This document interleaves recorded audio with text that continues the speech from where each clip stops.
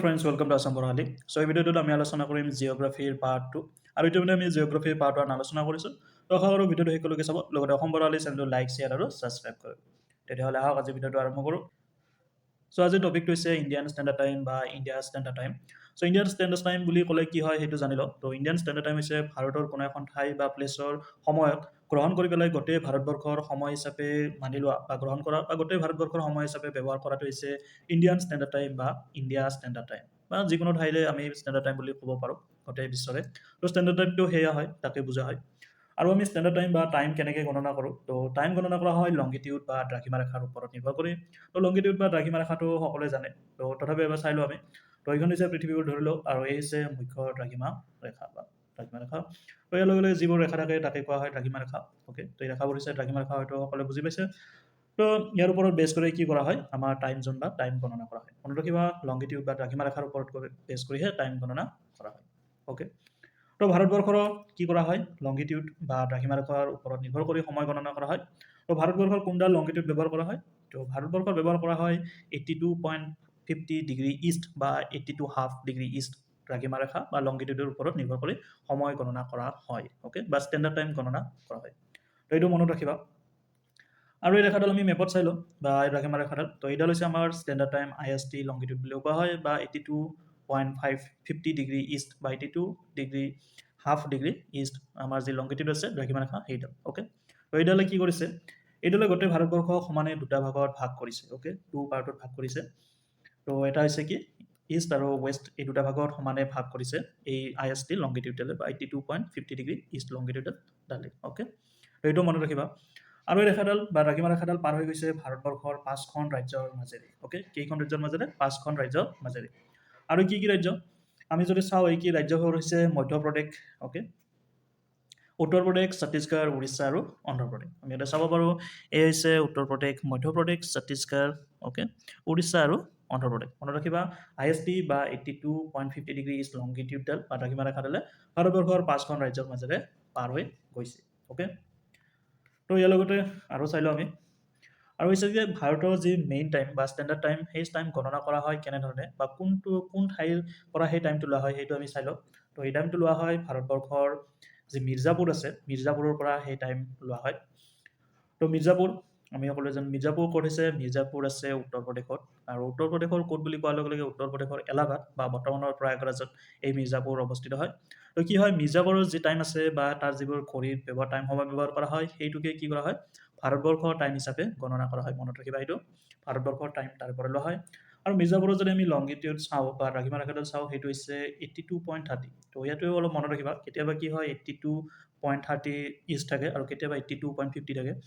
তো টাইম যিটুকুৰাৰ পৰা লোৱা হয় মিৰ্জাপুৰ, তাৰ ভেলু হৈছে 82.30 আৰু যিডাল দ্ৰাঘিমা ৰেখা ব্যৱহাৰ কৰা হয় বা লংগিটিউড ব্যৱহাৰ কৰা হয় তাৰ হৈছে 82.50।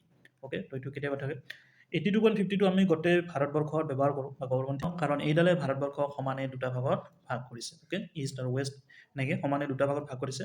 চ' সুবিধাৰ কাৰণে 82.50 ইষ্টডালক ভাৰতৰ ষ্টেণ্ডাৰ্ড টাইমৰ লংগিটিউড হিচাপে গণনা কৰা হয় বা একচেপ্ট কৰে, লোৱা হয়। আৰু আমি যদি ঠাই চাওঁ, ঠাই হৈছে মিৰ্জাপুৰ, আৰু ইয়াৰ যদি আমি লংগিটিউড চাওঁ বা দ্ৰাঘিমা ৰেখাডাল চাওঁ, তেতিয়া সেইডাল হৈছে 82.30 ডিগ্ৰী ইষ্ট। চ' কেতিয়াবা এইটো থাকিব পাৰে, কেতিয়াবা এইটো থাকিব পাৰে, তো দুইটাই কাৰেক্ট হ'ব। অ'কে, তো এইখিনি জনাব। তাৰোপৰি আমি চাওঁ যদি ইণ্ডিয়ান ষ্টেণ্ডাৰ্ড টাইম কেতিয়া গ্ৰহণ কৰা হৈছিল, তো ইণ্ডিয়ান ষ্টেণ্ডাৰ্ড টাইম গ্ৰহণ কৰা হৈছিল 1 জানুৱাৰী 1906 চনত। একচুৱেলি 1905 চনৰ পৰাই আৰম্ভ কৰে, অফিচিয়েলি আৰম্ভ হয়, কিন্তু অফিচিয়েলি কি কৰে, এডপ্ট কৰা হয় 1 জানুৱাৰী 1906 চনত। অ'কে, তো সেইকাৰণে 1906 চনটো ধৰা হয় 1 জানুৱাৰী। অ'কে, আৰু ইয়াৰ উপৰি আছে IST কি হয়, UTCৰ +5 hours 30 minutes এহেড হয়। অ'কে, তো UTCটো জানিলা। UTC যদি আমি চিম্পলি ক'ব যাওঁ বা জেনেৰেলি ক'ব যাওঁ, সেইটো হৈছে যে গোটেই বিশ্বৰ ষ্টেণ্ডাৰ্ড টাইম। যেনেকৈ ভাৰতৰ আমি ষ্টেণ্ডাৰ্ড টাইম চালোঁ, ঠিক সেইদৰে UTC হৈছে গোটেই বিশ্বৰে ষ্টেণ্ডাৰ্ড টাইম। আৰু UTC আমি কি বুলি কওঁ, কোঅৰ্ডিনেটেড ইউনিভাৰ্চেল টাইম। Okay, UTC। আৰু এইটো ক'ৰ পৰা গণনা কৰা হয়? আৰু এইটো গণনা কৰা হয় প্ৰাইমাৰী মেৰিডিয়ান বা প্ৰাইম মেৰিডিয়ানৰ পৰা, মুখ্য দ্ৰাঘিমা ৰেখাৰ পৰা, যাৰ মান হৈছে 0 ডিগ্ৰী। তো ইয়াৰ পৰা UTC গণনা কৰা হয়। আৰু আমি যদি ইণ্ডিয়াখন চাওঁ, তেতিয়া হৈছে ইণ্ডিয়া হৈছে UTCতকৈ 5 hour 30 minutes এহেড বা আগবঢ়া। অ'কে, এইখিনি হৈছে ভাৰতৰ আগবঢ়া।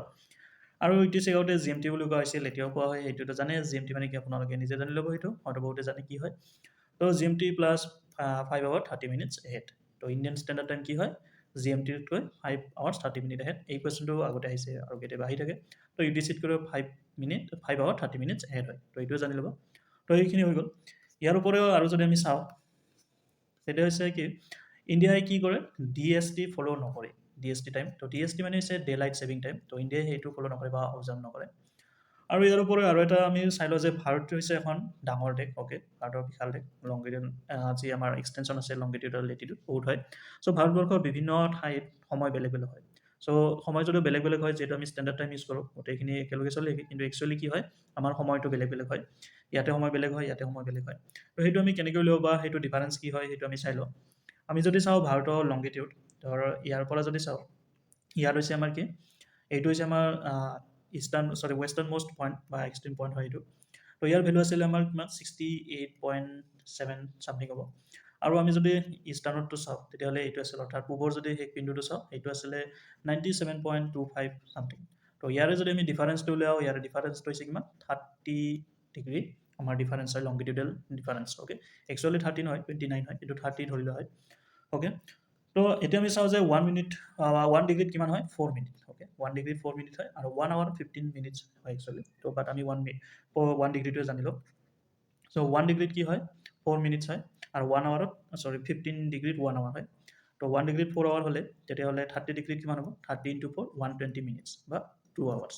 অ'কে, তো ইয়াৰ ডিফাৰেঞ্চটো কিমান হ'ল আমাৰ, যে পশ্চিমৰ শেষ বিন্দু আৰু পূবৰ শেষ বিন্দুৰ টাইমৰ যদি আমি ডিফাৰেঞ্চটো চাওঁ, তেতিয়া হৈছে 2 hours। তাৰমানে ইয়াতে যদি সূৰ্য এতিয়া উঠে, তেতিয়াহ'লে ইয়াতে কিমানত উঠিব বা ৰাইজ হ'ব, তো 2 hours পিছত হ'ব। বাট সেইটো আমি কেনেকৈ চল্ভ কৰোঁ, ইণ্ডিয়ান ষ্টেণ্ডাৰ্ড টাইমৰ দ্বাৰা চল্ভ কৰা হয়। অ'কে, তো এইখিনিও জানি লওঁ কেনেকৈ ডিফাৰেঞ্চটো ওলাই। অ'কে, তো ইয়াৰ পিছত আমি চাওঁ কি আছে। তো ইয়াৰ পিছত আছে আমাৰ TOC। অ'কে, TOC মানে হৈছে টপিক অফ কেঞ্চাৰ।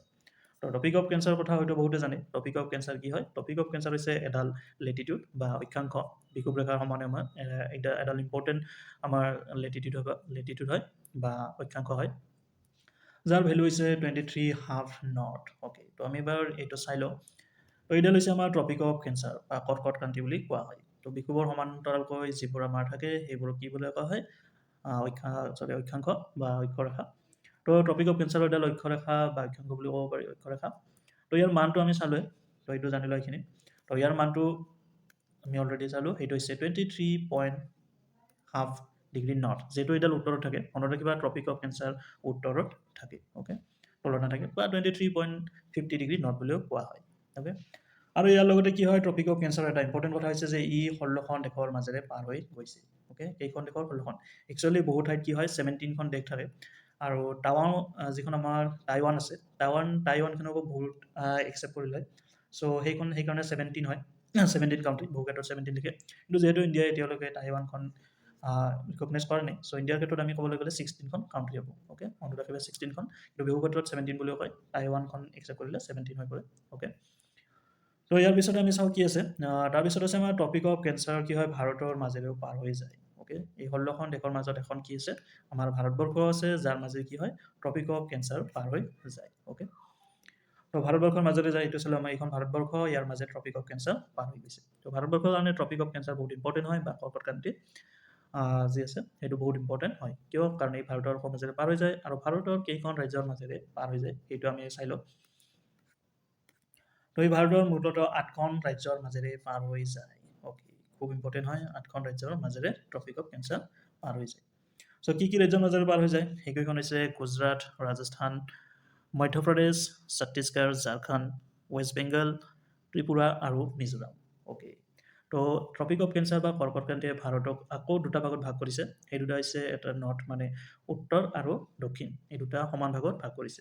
তো আগতে আমি পাইছিলোঁ কি ISDয়ে ভাৰতক কি কৰিছে, সমানে দুটা ভাগ কৰিছে, এটা ইষ্ট আৰু এটা ৱেষ্ট।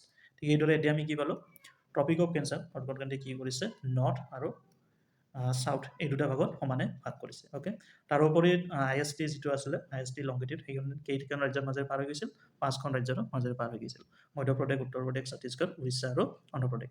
আকৌ আমাৰ কি হ'ল, এতিয়া আমাৰ টপিক অফ কেঞ্চাৰ কেইখন ৰাজ্যৰ মাজেৰে পাৰ হৈ গৈছে, 8খন। কি গুজৰাটৰ পৰা আৰম্ভ হ'ব, গুজৰাট, ৰাজস্থান, মধ্যপ্ৰদেশ, ছত্তীশগড়, ঝাৰখণ্ড, ৱেষ্ট বেংগল, ত্ৰিপুৰা আৰু মিজোৰাম। ইয়াৰে মধ্যপ্ৰদেশ, ছত্তীশগড় এই ৰাজ্যখনৰ মাজেৰে কি পাৰ হৈ গৈছে, আনহাতে আমাৰ ISDও পাৰ হৈ গৈছে। আৰু যদি আমি উত্তৰ পূৰ্বাঞ্চলৰ ক্ষেত্ৰত চাওঁ তেতিয়াহ'লে উত্তৰ পূৰ্বাঞ্চলৰ দুখন ৰাজ্যৰ মাজেৰে ট্ৰপিক অফ কেঞ্চাৰ পাৰ হৈ গৈছে অ'কে ত্ৰিপুৰা আৰু মিজোৰাম এইটো মনত ৰাখিবা উত্তৰ পূৰ্বাঞ্চলৰ ত্ৰিপুৰা আৰু মিজোৰামৰ মাজেৰে পাৰ হৈ গৈছে অ'কে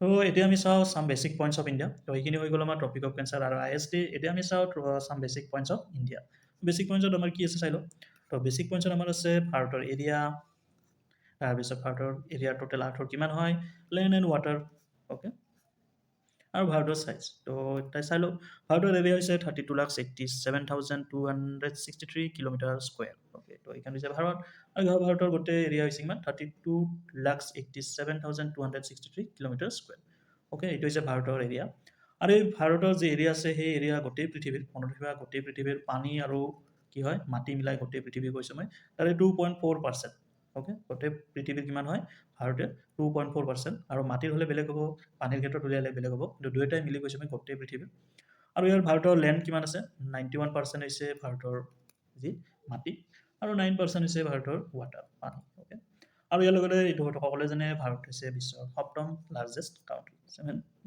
কাউণ্ট্ৰি হৈছে ভাৰত অ'কে তো এইখিনি আছিল বেছিক চ' ভিডিঅ'টো এইখিনি ইমানতে শেষ হ'ল ইয়াৰ পৰৱৰ্তী সময়ত আমি জিঅ'গ্ৰাফিত থাৰ্ড পাৰ্টলৈ আহিম তাতে কিছু আলোচনা কৰিম চ' ভিডিঅ'টো চোৱাৰ বাবে থেংক ইউ ধন্যবাদ